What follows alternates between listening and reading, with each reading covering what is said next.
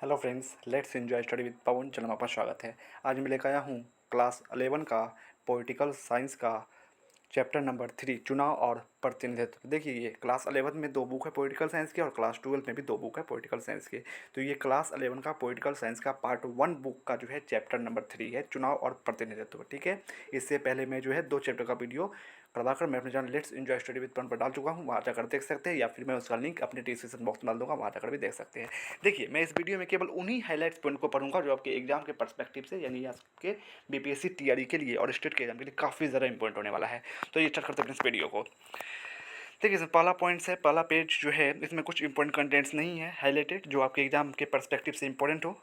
ठीक है, आप चाहे तो पढ़ सकते हैं, कुछ इंपॉर्टेंट कंटेंट्स नहीं। आइए नेक्स्ट पेज पर चलते हैं। और हाँ, मैंने एक भी पेज नहीं छोड़ा है। ठीक है, पहले उसमें कंटेंट मिले चाहे नहीं मिले, कंटेंट पूरा डाला है। आइए इस पेज में चलते हैं। देखिए, यहाँ पर है, प्रत्यक्ष लोकतंत्र में क्या होता है कि नागरिक रोजमर्रा के फैसलों और सरकार चलाने में सीधे भाग लेते हैं। प्रत्यक्ष लोकतंत्र में क्या होता है कि नागरिक जो है, प्रत्यक्ष लोकतंत्र में नागरिक जो होते हैं, किसी भी देश के नागरिक जो है रोजमर्रा के फैसले और सरकार चलाने में सीधे भाग लेते हैं। प्राचीन यूनान के नगर राज्य जो थे प्रत्यक्ष लोकतंत्र के ही उदाहरण माने जाते हैं। अनेक लोगों की स्थानीय सरकारें, खास तौर से ग्राम सभाएं प्रत्यक्ष प्रजातंत्र के ही निकटतम उदाहरण है। आज इंडिया में जो है प्रत्यक्ष लोकतंत्र नहीं है। क्यों? क्योंकि हम डायरेक्ट पार्टिसिपेट नहीं कर रहे, कोई भी योजना स्कीम बन रहा है तो हमारे द्वारा चुने गए जो कैंडिडेट है, प्रतिनिधि है, वो योजना बना रहे हैं। हम डायरेक्ट नहीं बना रहे, हम इनडायरेक्टली बना रहे हैं हम ही, लेकिन डायरेक्ट हम नहीं बना पा रहे। ठीक है, तो इंडिया में प्रत्यक्ष लोकतंत्र नहीं है। फिर ये नेक्स्ट पेज पे चलते हैं। देखिए, इस पेज में फिर नहीं है। फिर ये नेक्स्ट पेज पे चलते हैं। तो इस पेज में भी इम्पोर्टेंट कंटेंट्स नहीं है एग्जाम के पर्सपेक्टिव से। ठीक है, इसमें भी देख सकते हैं आप, कहीं नहीं है। फिर नेक्स्ट पेज पे चलते हैं। हाँ, फिर आप इस पेज में आ जाइए। देखिए, यहाँ पर सभा चुनाव में जो है, लोकसभा चुनाव में क्या हुआ था कि कांग्रेस पार्टी ने 543 में से 415 सीटें जीती, जो कुल सीटों के 80% से भी अधिक है। ठीक है, लोकसभा के चुनाव में कांग्रेस पार्टी एक बार क्या हुआ था कि 543 में से 415 सीटें जीती थी। और ये कब जीती थी? तो 1984 में क्या हुआ था कि इंदिरा गांधी का निधन हो गया था। ठीक है, वही ऑपरेशन फ्लो चला गया था, उसमें निधन हो गया था उनका। तो उसके बाद जो है राजीव गांधी जो थे, उनके बेटे, वो खड़े हुए थे। तो उन्हीं को जो है, मतलब कांग्रेस पार्टी को उस समय 543 में से 415 सीटें मिली थी 1964 में। ठीक है, मिली थी, जो कुल सीटों का 80% था। बताइए, ठीक है, उस समय में। फिर ये नीचे, फिर इस पेज पे जाते हैं।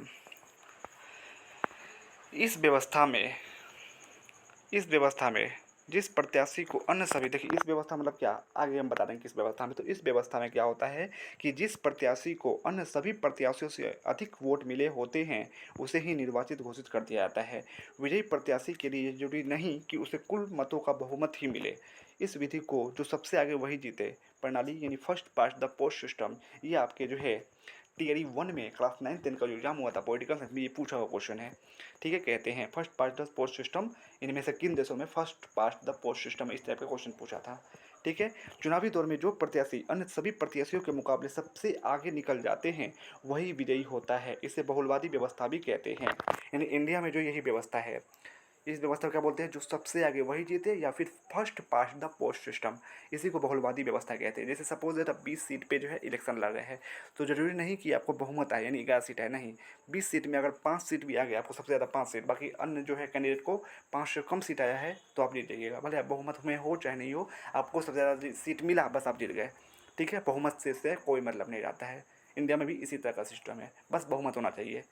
ठीक, सबसे ज़्यादा सीट अगर आप जीत रहे हैं, आप जीत गए।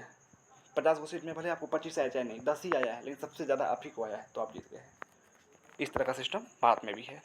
ठीक, यानी first part of post system, जिसको बहुलवादी व्यवस्था कहते हैं, यानी जिसको सबसे ज़्यादा सीट आया वो जीत गया, बस। ठीक है, भले वो टोटल सीट का 50% हो या फिर ना हो, सबसे ज़्यादा सीट है, जीत जाएंगे वो। फिर नेक्स्ट नीचे चलते हैं। इजराइल में मतगणना के बाद क्या हुआ था? इजराइल में क्या होता है? इजराइल में देखिए किस तरह का सिस्टम है। ठीक है, वहाँ का, तो वहाँ पे समानुपातिक प्रतिनिधित्व होता है। सरकार का जो है समानुपातिक प्रतिनिधित्व के जरिए जो है सरकार चुने जाते हैं वहाँ। तो ये देखते हैं इजराइल में क्या होता है कि मतगणना के बाद क्या होता है, किसी समझते हैं क्या होता है समानुपातिक प्रतिनिधित्व। तो ये भी बहुत तरह का होता है, आइए समझते हैं इजराइल में किस तरह का समानुपातिक प्रतिनिधित्व है। तो इजराइल में मतगणना के बाद, यानी इजराइल में जो इलेक्शन हुआ उसके बाद जो इलेक्शन जो वोट काउंट होता है उसके बाद क्या हुआ कि प्रत्येक पार्टी को संसद में उसी अनुपात में सीटें दे दी जाती है जिस अनुपात में उन्हें वोटों में जो है हिस्सा मिलता है। समझ लीजिए आपको, सपोज दैट कोई एरिया है, उस एरिया में 50 सीट है, 50 सीट में जो है 5 पार्टी खड़ी है, ठीक है, 50 सीट में जो है 5 पार्टी खड़ी है, ठीक है। तो हर एक पार्टी को कुछ ना कुछ परसेंटेज वोट मिलेंगे, ठीक है। 50 सीट का इतना परसेंट वोट इसको, ये ए को, फिर बी को, फिर सी को, डी को, कुछ ना कुछ परसेंट वोट मिलेंगे। तो उस परसेंट को जो है कुल आबादी का उतना परसेंट को है जो है वो बांट कर फिर उतनी सीटें दे दी जाती है। सपोज दैट 50 सीट है तो किसी पार्टी को अगर अबाउट टू 50% सीट आए हैं, 50 सीट में 50% यानी 25 सीट आए किसी पार्टी को, ए पार्टी को, तो 25 सीट जो है उसको दे दी जाएंगी, ठीक है, जहाँ से वो जीता है। फिर बाकी किसी की पार्टी को जो है अगर 30% सीटें आई है तो 50 का 30% निकाल के आप जो है बाकी जो है सीटें जो है उस पार्टी बी पार्टी को दे देंगे। 5% आया तो 50 का 5% सीट जितना हुआ फिर वो पार्टी को दे देंगे।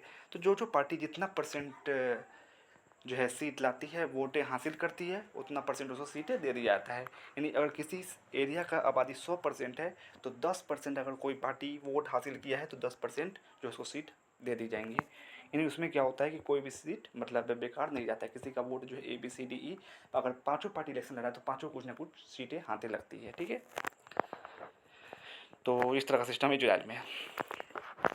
अरे क्या होता है कि इजराइल में मतगणना के बाद प्रत्येक पार्टी को संसद में उसी अनुपात में सीटें दे दी जाती है जिस अनुपात में उन्हें वोटों में हिस्सा मिलता है। प्रत्येक पार्टी चुनावों से पहले अपने प्रत्याशियों की एक प्राथमिकता सूची जारी करती है।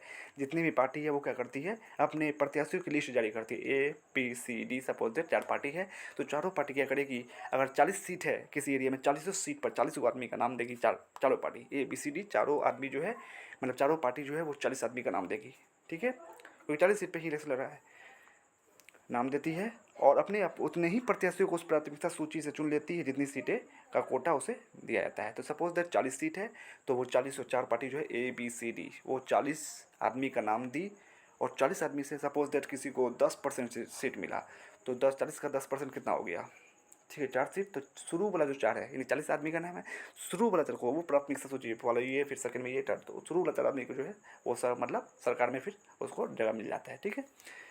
50% मिला है और 40% वो 40 आदमी का लिस्ट डाला है तो 40 सीट है तो 40 का सीट का 50% कितना होगा, 20 सीट। तो 40 जो है कोई भी party A B C D जो है सब पार्टी जो है 40 आदमी का सीट दिया है मतलब नाम दिया है और लेकिन उस पार्टी को 50% सीट ही मिले यानी 20 सीट मिले हैं तो वह 20 आदमी को जो है सरकार में फिर जगह मिल जाएगी,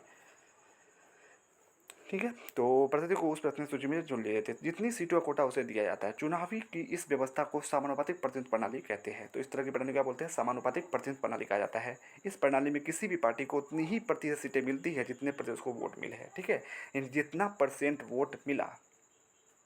सपोज दैट किसी एरिया में अगर 100 आदमी रहते हैं जो वोटर है और 20 आदमी ने ए पार्टी को चुना है तो पूरा सीट का मान लीजिए 50 सीट था और 100 आदमी थे, ठीक है, तो पूरा सीट का जो है तो 100 सीट है, 20 आदमी ने 100 आदमी में 20 आदमी ने जो है ए पार्टी को चुना है तो 20% आदमी ने चुना तो 20% जो है कुल सीट कितना है 50, उसका 20% जो है 10 सीट जो है उस पार्टी को दे दिया जाएगा। इस तरह से इस प्रणाली में किसी भी पार्टी को उतना ही प्रतिशत सीटें मिलती है जितना प्रतिशत वोट मिलते हैं। समानुपातिक प्रतिनिधित्व के 2 प्रकार होते हैं। कुछ देशों जैसे इजराइल या नीदरलैंड में पूरे देश को एक निर्वाचन क्षेत्र मान लिया जाता है। इसमें क्या आता है, पूरे देश को ही निर्वाचन क्षेत्र मान लिया जाता है। जैसे इंडिया में क्या है, पूरा देश एक निर्वाचन क्षेत्र नहीं है, सब एरिया का अपना अलग अलग, सब स्टेट का अपना अलग अलग निर्वाचन क्षेत्र है, ठीक है। वहाँ पर नहीं है, पूरा देश को ही एक निर्वाचन क्षेत्र माना गया है। यहाँ पर तो है सब स्टेट का जो है फिर सब यूनियन टेरिटरीज का अलग अलग निर्वाचन क्षेत्र है, वहाँ पर पूरा देश को ही एक निर्वाचन क्षेत्र मान लिया गया है। तो बोला समानुपातिक प्रतिनिधित्व के 2 प्रकार होते हैं। कुछ देशों जैसे इजराइल या नीदरलैंड में पूरे देश को एक निर्वाचन क्षेत्र माना जाता है और प्रत्येक पार्टी को राष्ट्रीय चुनावों से प्राप्त वोटों के अनुपात में सीटें दे दी जाती है। दूसरा तरीका अर्जेंटीना और पुर्तगाल में देखने को मिलता है जहाँ पूरे देश को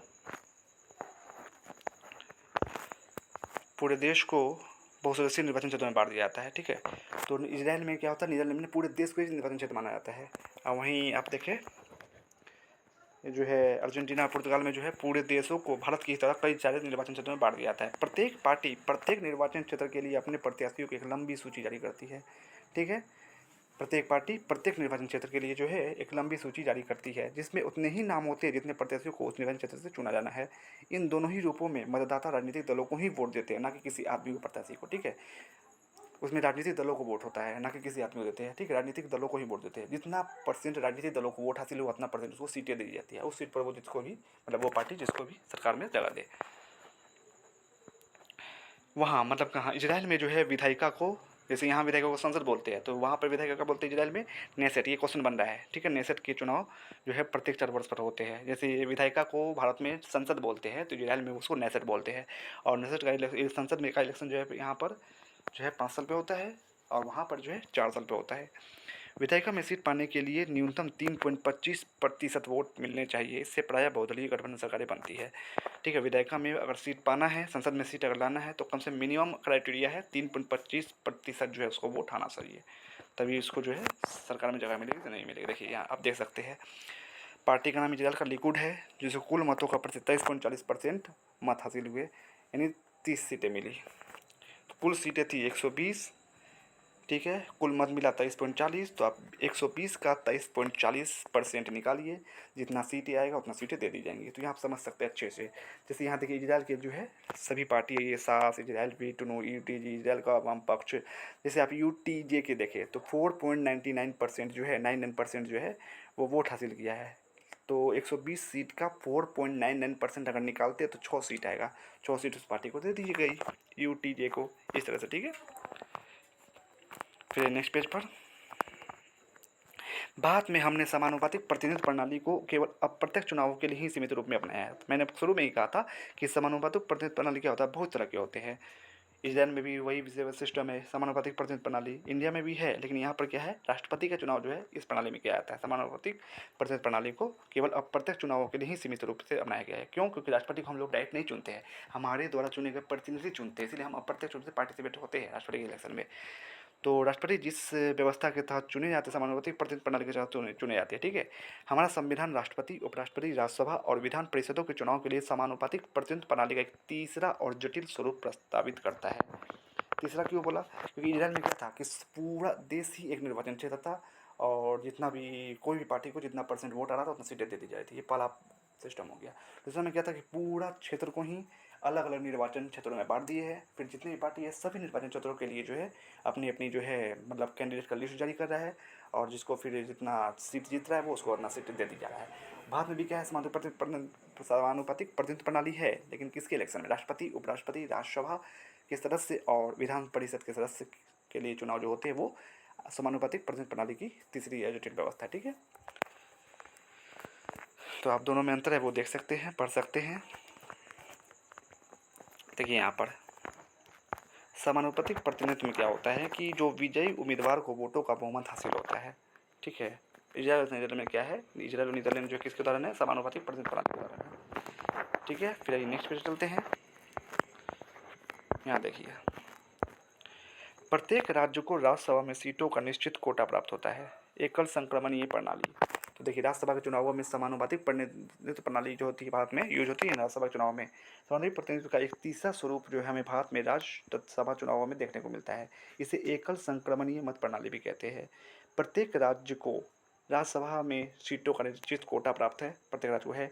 राज्यों की विधानसभा के सदस्यों द्वारा इन सीटों के लिए चुनाव किया जाता है। इसमें राज्य के विधायक ही मतदाता होते हैं। मतदाता चुनाव में खड़े सभी प्रत्याशियों को अपनी पसंद के अनुसार एक वरीयता क्रम में मत देता है, जीतने के लिए किसी भी प्रत्याशी को मतों का एक निश्चित कोटा प्राप्त करना होता है। और कोटा निकलता कैसे है? कुल मतदान बाय कुल विजयी उम्मीदवार +1 जैसे आप उदाहरण लेकर समझ सकते हैं कि राज्यसभा के जो में इलेक्शन जो होता है, किसी भी पार्टी को एक कोटा प्राप्त करना होता है, ठीक है। उससे कोटा से कम है वो सीधे बाहर हो जाएंगे, कोटा ज़्यादा है तब जाके वो जीतते हैं।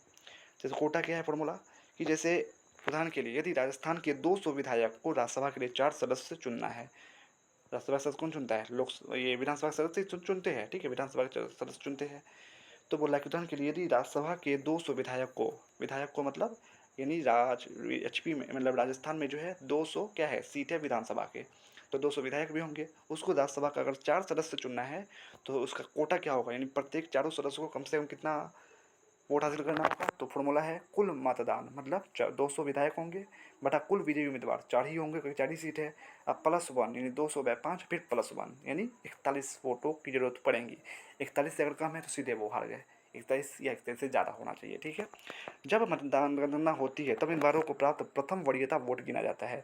सपोज दैट 3 आदमी है, 3 आदमी में जिसको सबसे ज़्यादा लोगों ने पसंद किया होगा वो जीत जाते हैं, लेकिन वो जो संख्या होनी चाहिए वो 41 से ज़्यादा होनी चाहिए, यानी कम से कम 41 लोग उसको पसंद किए हुए होने चाहिए, नहीं तो वो हार जाएंगे, ठीक है। तो गिने जाते हैं प्रथम वरीयता वोटों की गणना के बाद यदि प्रत्याशियों की वांछित संख्या वोटों की कोटा प्राप्त नहीं कर पाती है, और प्रथम जो है जिसको बहुत सारे लोगों ने पसंद किया था वो मतलब किसी कोई 2 आदमी ऐसा आ जाता है जिसको लोग बराबर संख्या में पसंद किए हैं, ठीक है। तो फिर क्या होता है कि जो तीसरे आदमी जो बाहर हुए हैं तीनों आदमी में, तो उनके जो है वरीयता को, सपोज दैट जो है किसी ने तीसरे आदमी को फर्स्ट नंबर चुना था, फिर सेकंड जो है दूसरे आदमी को चुना था, तो दूसरे आदमी को फर्स्ट मान लिया जाता है, ठीक है। इस तरह से फिर गिनती की जाती है, वोटों का प्राप्त नहीं होता है तो पुनः मतगणना की जाती है। ऐसे उस प्रत्याशी को मतगणना से निकाल दिया जाता है जिसे प्रथम वरीयता वाले सबसे कम वोट मिले हो, उसके वोटों को अन्य प्रत्याशियों में बांट दिया जाता है। बाकी जो 2 बचे उसमें फिर जो तीसरा का वोट बांट दिया जाता है। फिर ऐसा करने में प्रत्येक मत पर अंकित द्वितीय वरीयता वाले प्रत्याशियों को वह मत हस्तांतरित कर दिया जाता है।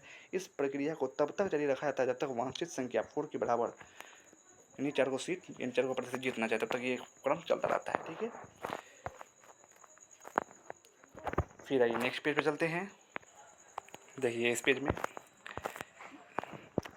कुछ इंपॉर्टेंट कंटेंट्स है नहीं जो कि एग्जाम के पर्सपेक्टिव से इंपॉर्टेंट हो। चलिए नेक्स्ट चलते हैं यहाँ। हाँ, यहाँ तक 1989 के बाद भारत में बहुदलीय गठबंधनों की कर प्रणाली को देखा जा सकता है। यानी 1989 के बाद क्या हुआ कि भारत में गठबंधन सरकारें बनने शुरू हो गई, कंटिन्यू 1989 से लेकर 2014 तक कंटिन्यू जो है गठबंधन सरकारें ही बनी है भारत में। फिर 2014 के बाद जो है 24 तक फिर बीजेपी अकेले शासन में रही। फिर 24 के बाद फिर आप देख सकते हैं फिर अभी गठबंधन सरकार है वर्तमान में, ठीक है। यहाँ आइए, खुदा के वास्ते मुस्लिम समुदाय के लिए किसी भी प्रकार के आरक्षण पर विचार ना करे, ये किसका स्टेटमेंट है? तजम्मुल हुसैन का, ठीक। फिर नेक्स्ट आइए नेक्स्ट पेज पर। हाँ, इस पेज पर आइए, ये सब इंपॉर्टेंट पॉइंट्स है। लोकसभा की 543 निर्वाचित सीटों में 84 अनुसूचित जाति और 47 अनुसूचित जनजाति 1 सितंबर 2012 की स्थिति के लिए आरक्षित है, ठीक है। यानी लोकसभा में जो है 543 सीटें जो है उसमें से 84 जो है अनुसूचित जाति के उम्मीदवार चुने जाते हैं और 47 जो है अनुसूचित जनजाति यानी ST शेड्यूल ट्राइब्स और SC शेड्यूल कास्ट के कैंडिडेट चुने जाते हैं। ये उनका सीट फिक्स है यानी आरक्षित है। फिर नेक्स्ट चाहिए, कौन से निर्वाचन क्षेत्र आरक्षित होंगे और वह तो कौन तय करता है? तो किस आधार पर यह निर्णय लिया जाता है कि यह निर्णय ये एक स्वतंत्र संस्था, यह निर्णय कौन लेता है? तो यह निर्णय जो एक स्वतंत्र संस्था द्वारा लिया जाता है, उस जिसे परिसीमन आयोग कहते हैं। राष्ट्रपति परिसीमन आयोग का गठन करता है, यह चुनाव आयोग के साथ मिलकर काम करता है। इसका गठन पूरे देश में भी निर्वाचन क्षेत्रों की सीमा खींचने के लिए उद्देश्य से किया जाता है। निर्वाचन क्षेत्र का सीमा कौन निर्धारण करता है? तो परिसीमन आयोग, ठीक है, जो राष्ट्रपति द्वारा चुने जाते हैं। फिर नेक्स्ट पेज पर चलते हैं। देखिए फिर इस पेज में नहीं इंपॉर्टेंट कंटेंट्स, तो यहाँ आते हैं नेक्स्ट पेज पे। 1989 तक 21 वर्ष से ऊपर के भारतीय नागरिकों को वयस्क भारतीय माना जाता था, ठीक है। ये भी क्वेश्चन थियरी 1 में पूछा हुआ है पॉलिटिकल साइंस में 19th क्लास में कि 1989 तक 21 वर्ष से ऊपर के भारतीय नागरिकों को वयस्क भारतीय माना जाता था। तो 1989 में संविधान के एक संशोधन के द्वारा उसे घटाकर 18 वर्ष कर दिया गया। आप लोग कमेंट्स में जो जरूर बताइएगा कि किस संवैधानिक संशोधन के तहत जो है मत का जो अधिकार था 21 वर्ष को घटाकर 18 वर्ष किया गया, बताइए। आप लोग आंसर जरूर दीजिए कमेंट बॉक्स में। फिर ठीक, फिर यहाँ आइए, यहाँ भी है पॉइंट्स। यदि किसी व्यक्ति को किसी भी अपराध के लिए 2 या 2 से अधिक वर्षों के लिए जेल हुई हो तो वह चुनाव लड़ने के योग्य नहीं है। फिर नेक्स्ट पेज चलते हैं। यहाँ आइए, अनुच्छेद 324 का एक क्या बोलता है? ये भी क्वेश्चन पूछा हुआ है टेरी 1 में पॉलिटिकल साइंस में 9 to 10 क्लास में। इस संविधान के अधीन संसद और प्रत्येक राज्य के विधानमंडल के लिए कराए जाने वाले सभी निर्वाचनों के लिए तथा राष्ट्रपति और उपराष्ट्रपति के पदों के निर्वाचन के लिए निर्वाचक नामावली तैयार करने का और उन सभी निर्वाचनों के संचालन का अधीक्षण, निर्देशन और नियंत्रण एक आयोग में निहित होगा, जिसे इस संविधान में निर्वाचन आयोग कहा गया है। तो सीधे आप लोग याद रखिएगा कि आर्टिकल 324 का 1 जो है वह निर्वाचन आयोग से संबंधित है बस। भारतीय संविधान का अनुच्छेद 324 निर्वाचनों के लिए मतदाता सूची तैयार कराने और चुनाव के संचालन का अधीक्षण, निर्देशन और नियंत्रण का अधिकार एक स्वतंत्र निर्वाचन आयोग को देता है। भारत के निर्वाचन आयोग की सहायता करने के लिए प्रत्येक राज्य में एक मुख्य निर्वाचन अधिकारी होता है। निर्वाचन आयोग जो है यानी भारत के निर्वाचन आयोग की सहायता करने के लिए प्रत्येक राज्य में क्या होता है? एक मुख्य निर्वाचन अधिकारी होता है, एक सेंट्रल लेवल का जो निर्वाचन आयोग, वो हर एक स्टेट में क्या होता है कि मुख्य निर्वाचन अधिकारी होता है स्टेट लेवल का। निर्वाचन आयोग स्थानीय निकायों के चुनाव के लिए जिम्मेदार नहीं होता। सेंट्रल लेवल का जो है निर्वाचन आयोग जो है वो लोकल लेवल का जो इलेक्शन होता है पंचायत वगैरह का, उसके इलेक्शन के लिए वो जिम्मेवार नहीं होता। वो स्टेट जो है स्टेट के जो मुख्य निर्वाचन अधिकारी होते हैं वो करवाते हैं चुनाव पंचायत का। जैसा कि हम स्थानीय सरकारें वाले अध्याय में पढ़ेंगे, इसके लिए राज्यों में राज्य निर्वाचन आयुक्त होते हैं जो निर्वाचन आयोग से अलग कार्य करते हैं। भारत का निर्वाचन आयोग एक सदस्यीय या बहुसदस्यीय भी हो सकता है। 1989 तक जो है निर्वाचन आयोग एक सदस्यीय था, यानी 1989 तक जो है मात्र एक ही सदस्य जो है को चुनती थी राष्ट्रपति। ठीक है, 1989 के आम चुनावों के ठीक पहले 2 अन्य निर्वाचन आयुक्तों को नियुक्त कर दिया गया। इसे बहुसदस्यीय बना दिया गया। पहले एक चुनते थे 1989 से पहले, लेकिन 1989 में जो इलेक्शन हुआ उसमें 3 को चुन दी, राष्ट्रपति ने 3 चुन दिया, 3 सदस्य को चुन दिया। चुनाव के बाद उसे फिर एक सदस्यीय बना दिया गया। 1993 में क्या किया कि पुनः जो है 2 निर्वाचन आयुक्तों की नियुक्ति हुई और निर्वाचन आयोग बहुसदस्यीय हो गया। फिर 93 से आज तक कंटिन्यू जो है 3 सदस्यों को राष्ट्रपति चुनती है निर्वाचन आयोग के लिए। ठीक है, तब से यह तरह तरह की शंकाएँ, तब से यह बहुत सदस्यीय बना हुआ है। शुरू में बहुसदस्यीय निर्वाचन आयोग को लेकर तरह तरह की शंकाएँ थी कि 3 को जो सदस्य है मुख्य निर्वाचन आयुक्त और 2 अन्य आयुक्तों के बीच जो है, 3 कौन-कौन थे, एक मुख्य निर्वाचन आयुक्त था और 2 अन्य आयुक्त थे, के बीच इस बात पर घोर मतभेद था कि किसकी कितनी पावर है। ठीक है, इसका समाधान सर्वोच्च न्यायालय को करना पड़ा। अब इस बात पर सामान्य सहमति है कि बहुसदस्यीय निर्वाचन आयोग ज़्यादा उपयुक्त है, क्योंकि इससे आयोग की शक्तियों में साझेदारी हो गई है, यानी कोई एक आदमी पर जो है वो पावर का गलत इस्तेमाल नहीं कर सकता। ठीक है, अब वो मिल बांट कर काम करेंगे तीनों सदस्य, क्योंकि इससे भी आयोग की शक्तियों में साझेदारी हो गई है और आयोग पहले से कहीं ज़्यादा जवाबदेह बन गया है। मुख्य निर्वाचन आयुक्त निर्वाचन आयोग की अध्यक्षता करता है। ठीक है, तो निर्वाचन आयोग की अध्यक्षता कौन करता है? मुख्य निर्वाचन आयुक्त, चीफ इलेक्शन कमिश्नर। लेकिन अन्य दोनों निर्वाचन आयुक्तों की तुलना में उसे ज़्यादा शक्तियाँ प्राप्त नहीं हैं। एक सामूहिक संस्था के रूप में चुनाव संबंधी सभी निर्णय में मुख्य निर्वाचन आयुक्त और अन्य दोनों निर्वाचन आयुक्तों की शक्तियाँ समान है। उनकी नियुक्ति राष्ट्रपति द्वारा मंत्रिपरिषद के परामर्श पर ही की जाती है। राष्ट्रपति द्वारा जो है मंत्रिपरिषद के परामर्श पर ही की जाती है निर्वाचन आयुक्तों की नियुक्ति।